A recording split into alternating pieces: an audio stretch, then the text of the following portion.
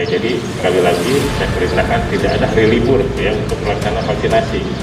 Satu minggu kita tetap masuk ya, mengajak saudara kita, komunitas yang kita kenal ya untuk melaksanakan vaksinasi.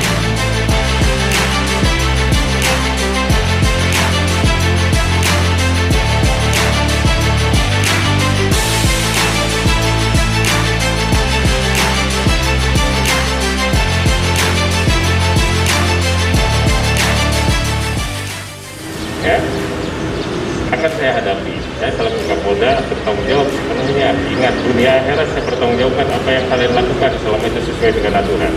Jadi Anda jangan takut.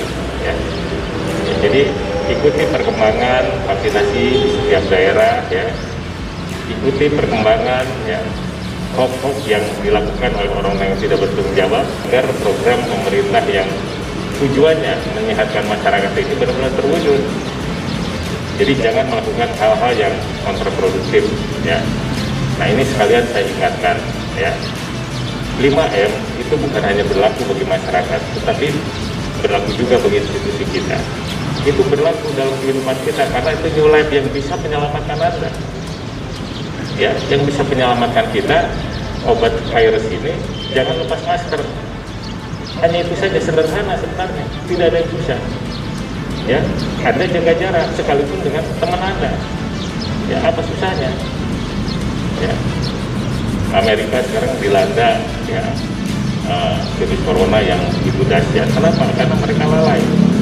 Ya, merasa sudah divaksin, dibuka masker, sekarang kelabakan. Walaupun tidak menyebabkan kematian karena sudah diproteksi oleh vaksinasi. Di Jawa Tengah 97% ya.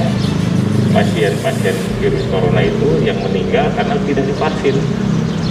Ya, vaksin itu menjadi proteksi bagi kita. Ya, jadi penting. Jadi saya minta komunitas Anda ya, mungkin Anda bisa reuni dengan teman SD, SMP, SMA, kasih pemahaman tentang hal itu. Yang air, Anda punya komunitas nelayan, ya, kasih pemahaman kepada mereka, kumpulkan mereka, nanti Polda yang datang ke sana.